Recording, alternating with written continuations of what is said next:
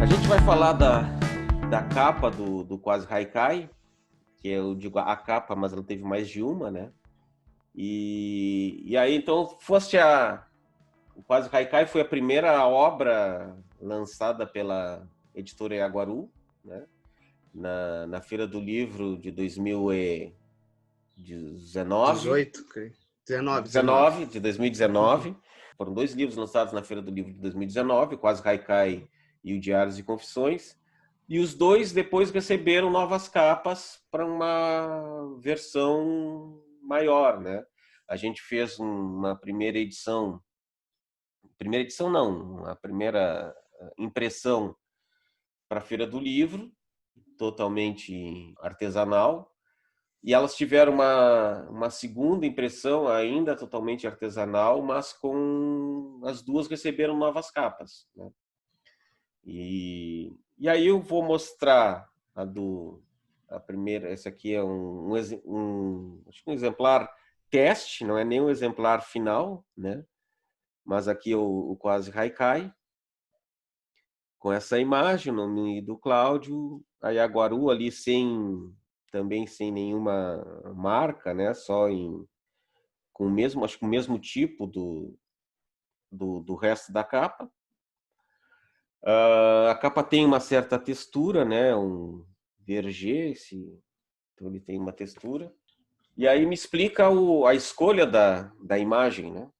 Conversar agora, 2 anos depois desse processo, que na verdade é em pouco mais talvez de 2 anos, porque a nossa dúvida em relação ao lançamento, né, que de fato foi, né, na Feira do Livro de 2019, me parece que muito por conta de que esses projetos nasceram lá em 2018. O projeto nasceu em 2018. Então, a gente conversar agora sobre essa capa do Quase Haikai é nos levar, de alguma maneira, lá para 2 anos e pouco atrás, 2018, quando se organizava o livro, né? E as próprias imagens que acompanham o livro. Então, o livro é composto, né, de um par de imagens e de haikais. Então, para cada haikai temos uma imagem. Na ocasião, foi, né, foram escolhidas imagens para acompanhar e a gente se deu conta, bom, essa imagem do vórtice que aparece aí na capa, ela não aparece ela não acompanha nenhum dos haikais que aparecem no livro. Ela foi uma capa, foi uma imagem escolhida para a capa, né? A primeira coisa que me chamou a atenção foi o desenho dessa imagem, né? Quando eu estava analisando todas elas e vendo como que eu ia criar um diálogo visual com a palavra, que essa tinha essa carga de um movimento circular e que isso é significativo para mim no sentido de criar, né, criar coisas nesse movimento que circula entre imagens e palavra. E a tipografia, que tem essa estética de máquina de escrever, tem a ver também, né, com a ideia de um livro artesanal, de algo artesanal, e foi o primeiro livro, e naquela ocasião, para mim, tinha muito isso. Pô, é um dos 2 livros que vão inaugurar assim, a editora, e a máquina de escrever sempre foi muito presente para mim. Então, na minha infância, né? Então, eu digo, pô, é um momento talvez de agregar esses elementos e aí tem essa sobreposição, porque a imagem fica, né, nesse verger, que é um papel verger bege, ele tem essa textura, a imagem ficou translúcida, a tipografia, né, vem por cima da imagem e aí, então, cria talvez essa ideia, né, de um movimento nas próprias. A gente não chegou a fazer isso visualmente, né, mas o fato de estar sobreposta tem alguma relação ali que se estabelece entre o título do livro, o meu nome, né, editora e a imagem. Mas foi por isso assim que ela foi escolhida e acabou ficando eleita como a imagem de capa, não acompanhou nenhum haikai, né? Até eu gostaria que tu falasse um pouco sobre a composição, a escritura do livro, do processo desses pares, né? Como foram organizados? Se primeiro vinha a imagem e depois vinha o texto, Ou se primeiro tinha o texto e aí tu fazias imagem? Como é que isso se deu? Inicialmente eu tinha poucas imagens produzidas, porque é um processo, essas imagens elas nascem a partir de um processo fotossensível, né, em fotografia que a gente chama de quimigrama ou pincéis de luz, e eu não tinha tantas imagens feitas a partir dessa técnica. E então eu já tinha vários haikais escritos, e aí no processo de feitura do livro me ocorreu que, bom, eu vou produzir mais imagens, porque as que eu tenho não estão dando conta de realizar esse diálogo que eu tanto queria entre imagem e palavra. E aí eu fui para o laboratório fotográfico produzir essas imagens. E aí algumas foram produzidas né, pensando nos haikais que eu tinha escrito, outras me deram ideias para escrever, né, novos haikais. E eu lembro que no momento assim que eu produzi essas imagens, eu logo que revelei, que fixei as imagens, fiz todo o processo né, de fixação da imagem no papel e levei assim para o lado, né, claro, do laboratório, assim, com iluminação normal, e comecei a olhar para aquelas imagens enquanto elas secavam e fui então lembrando de alguns escritos, de alguns temas que aparecem nos haikais. Por outro lado, também fui percebendo quantos temas poderiam surgir a partir temas novos, né, poderiam surgir a partir daquelas imagens. Então foi desse modo que aconteceu o processo criativo, num fluxo de ida e vinda entre o que eu tinha escrito e o que as imagens me indicavam, me anunciavam, assim como possíveis temas a serem trabalhados, né? Porque esse processo ele é muito interessante porque na verdade tu pinta, parece que tu tá pintando com uma tinta invisível, né? Porque passa o produto, mas tu não tá vendo a imagem que está se formando, ela vai se formar depois, né? Exato. Então não se tem o controle, né, muito grande do processo, assim. É, não se tem, né, tanto controle. Na verdade, assim, é possível, tá? É Uhum. possível se controlar. É possível ter o controle, né? É como uma aquarela. Eu vejo que é como uma Uhum. aquarela, né? É, mas também por outro lado é isso, quanto mais a gente controla às vezes a aquarela, mais a gente limita o processo criativo, a expressividade do material. Então o que eu queria era justamente o descontrole, e aí claro, no descontrole como, né, até o químico chegar no papel e o tempo de sensibilizar, e depois que sensibilizou não tem como voltar atrás também, né? Então tem toda essa magia do processo, né? No meu entendimento assim, de aquele espanto assim, né? Que a expressão eureka traz, né? Poxa, olha o que surge, olha o que se manifesta, né? Claro, é muito similar esse manifesto da materialidade como o que se dá quando a gente faz uma ampliação de um negativo fotográfico ou um outro processo Uhum. fotográfico analógico, quando tu tá na bandeja de revelação, porque é o instante da revelação, né? Isso é muito mágico. E claro que eu produzi as pinceladas com esse intuito do descontrole também, de me permitir relacionar com coisas que iam nascer em parte do acaso, né? Em parte do acaso, porque obviamente que dentro desse acaso sempre tem uma intenção de pincelada, que é justamente Uhum. um encontro com ele, né? E que inevitavelmente inaugura um gesto, e que está colocado ali também, tá amalgamado ali naquela imagem, né? Então, claro que é muito lúdico o processo de criação assim em pincéis de luz, que a gente pôde experimentar juntos aí na oficina, né? Que depois eu acabei ministrando aí com vocês no espaço cultural, né?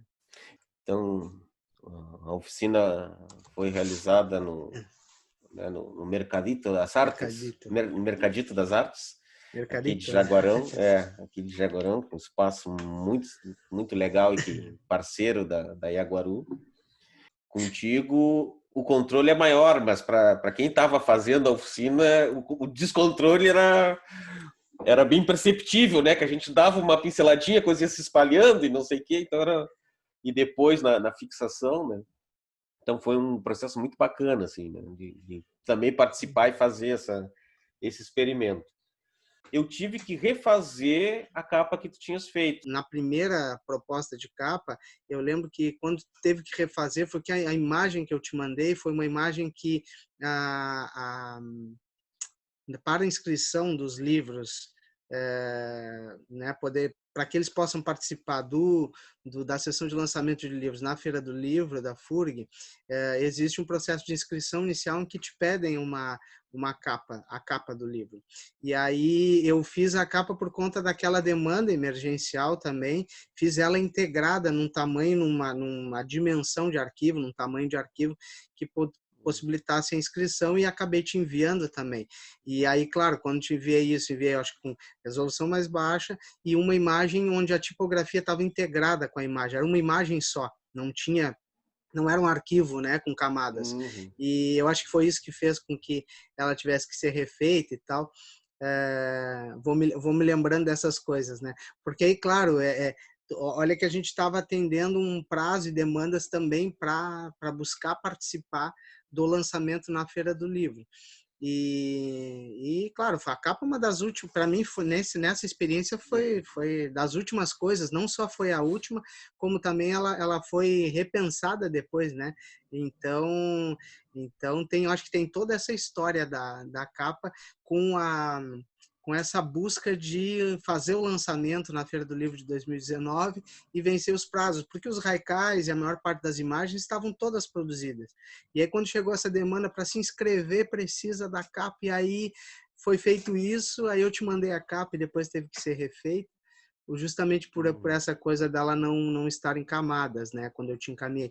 E aí, óbvio, que tudo isso eu acho que também gerou esse movimento de ir alimentando as redes da editora e né, para chamar atenção do que estava sendo produzido, e nesse processo eu me deparo aí com essa imagem, com uma outra tipografia e com uma composição que vai na direção do formato do livro, que é horizontalizado, né? Então a gente não é um livro assim na vertical, ele é um livro, né, nesse formato horizontalizado. E aquela figura ali, né, que o quase está de um lado e a tipografia tem esse movimento de pincelada, tem essa estética de pincelada, ela conecta com o vórtice e sai lá do outro lado, ganha essa horizontalidade e ganha esteticamente essa integração entre imagem e palavra. Então, me chamou muito a atenção essa capa aí, que não me lembro se chegou, foi uma segunda capa, né? Sim, sim. Foi A uma gente segunda. não botamos como segunda edição, porque eu também não. O Diários e Confissões também que teve uma outra capa, eu também não botei. Aquela ficou como uma edição. Eu acho que eu tinha colocado como edição especial para a Feira do Livro. Acho que ficou uma coisa assim. O processo experimental, né, que foi. Ficou ali como. Mostra aí então a capa agora. Então essa é a atual, né? Essa é a atual. Até estou dizendo atual porque um dia pode ser que ela Já que mude. mude de novo, né? Mas essa é a. E aí a gente percebe aqui que essa capa não sei se queres que eu já conte a história Sim. Porque aí naquele processo de atualização das redes sociais da editora, com o lançamento do livro, em algum momento foram divulgados alguns haikais e algumas imagens. E aí, num momento, em algum momento apareceu como divulgação, sem o meu nome aqui em cima, né? Apareceu essa imagem aqui nas redes sociais.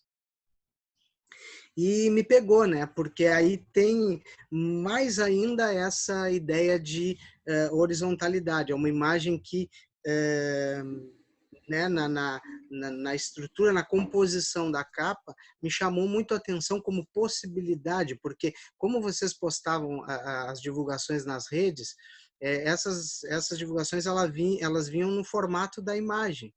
E quando eu enxerguei o tempo todo, né, o livro é isso, é uma imagem e o título, quase Haikai, acompanhado do meu nome e do nome da editora. Então, quando eu enxerguei essa imagem com o título, eu verifiquei que ela tinha essa força também expressiva, né, da técnica do Kimigrama, que ela tinha a horizontalidade que é característico do formato do livro, né, do formato escolhido para o livro, e a fonte, que continuava aquela fonte da pincelada, e que aí não estava mais tão integrada com a imagem, como na capa anterior, né? Que o quase vem, conecta com o vórtice e sai o Haikai lá do outro lado.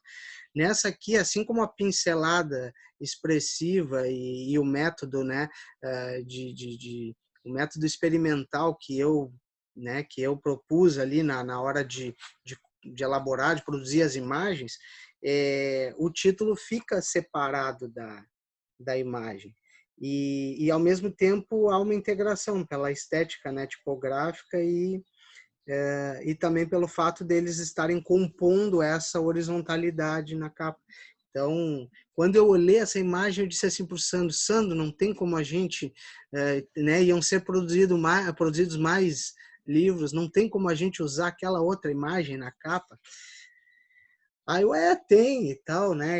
Mas aí a gente, queria que o vórtice ficasse de alguma maneira, né? Então daí o vórtice seguiu aqui, né, na folha de rosto, e assim que se deu essa história, né, de alterações, de mudanças, de movimentos, né, que foram possibilitando então com que a gente experimentasse diferentes imagens e tipografias na capa. E aqui, claro, mudou também o papel, né? Aqui é um craft, é uma outra gramatura também, ele é mais grossinho e é um papel craft. E aí eu não me lembro, Sandro, da história da escolha do craft, eu não me lembro como é que se deu isso. Olha, hombre, é que assim, na verdade, eu acho que tinha sugerido o craft desde o início. Tu tinhas me Ah, sugerido o craft desde o início.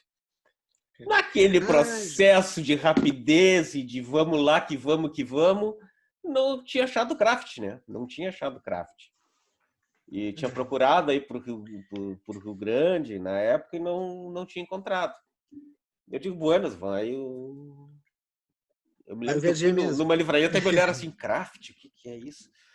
Né? E aí depois aí sim, acho que encomendei por internet e depois agora tá mais fácil de encontrar porque tem até em tamanhos A4 e tal. Hum. E em alguns lugares já estão vendendo, inclusive em Rio Grande comprei bastante aí depois. Ah, que legal. Mas naquele período não tinha, e aí no fim a gente optou por esse outro Verger. papel, né? Eu Então, lembrei claro, eu lembrei porque o craft estava muito presente para mim na época, e eu te sugeri a capa com craft, tanto por ele ser um livro pequenininho e ele não é um livro extenso assim, então para dar, né, firmeza à estrutura do livro, mesmo ele sendo pequeno, né, eu pensei que, bom, o craft vai dar essa consistência, assim, vai deixar ele mais firme, né? Então vai dar mais estrutura assim, física e mais consistência para esse conjunto de páginas. E porque na época eu estava trabalhando com craft, fazendo um projeto que se chama Jogo das Relações, que são pequenas caixinhas que tem um joguinho com imagens dentro, impressas em sulfite. Não sei se chegou a... eu Tu tenho, tem um deles, né? Eu tenho. te dei um deles. Então, e aí acho que foi muita influência da construção das pequenas caixas para o jogo das relações, e eu vinha trabalhando com craft, né, fazendo os cortes, fazendo a estrutura da caixa, montando isso, e via o quanto ele poderia ser um material assim que daria essa consistência, essa firmeza para o livro, e esteticamente, né, essa tonalidade também, que é algo que eu gosto bastante, assim. O interessante desse projeto, dessa proposta aí, é que ela surgiu meio que quase do acaso e da união ali, né? Porque eu escolhi a imagem e mandei para Camila e ela que colocou a fonte, né? E depois, no momento de fazer a capa, quando tu dissesse, vamos fazer essa capa, aí sim foi ela que fez, né? Quando tu pensou quando pensasse a primeira capa, talvez tu estava mais imbuído da questão do artesanal, da criação da editora, de ser a primeira, de marcar a editora, e essa segunda tu já te permitiu marcar a própria obra, né? Uhum. Com certeza, com certeza. Tá, Claudinho, valeu, obrigado. Valeu, obrigado. Então, até a próxima semana teremos outra capa.